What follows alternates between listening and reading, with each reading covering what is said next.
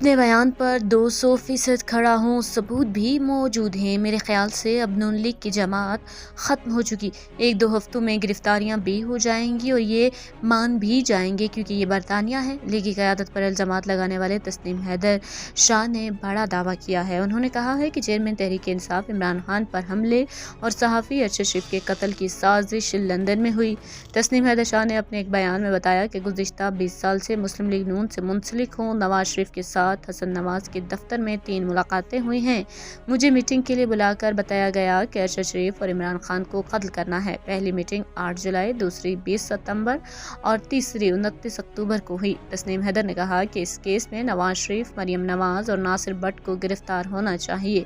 नासिर भट्ट ने बताया कि 12 अक्टूबर को मेरी मीटिंग हुई है। नवाज शरीफ और मरियम नवाज ने सख्ती से ऑर्डर किया है कि अरशद शरीफ का काम हो जाना चाहिए। साबिक़ कौमी असम्बली स्पीकर असद कैसर से एक रेस्टोरेंट में मुलाकात हुई थी। जुल्फ़ी बुखारी के वालिद से अभी भी राबता रहता है। तस्नीम हैदर ने मज़ीद कहा कि इमरान खान पर हमले की तहकीकात के लिए बनने वाली JIT ने मुझसे राबता किया, मैंने उनको सवालों के जवाब दिए। तस्नीम हैदर ने यह भी कहा कि मेरे लगाए गए इल्ज़ामात का सबसे बड़ा सबूत मैं खुद हूँ क्योंकि मैं इस मीटिंग में मौजूद था जहाँ साजिश की गई।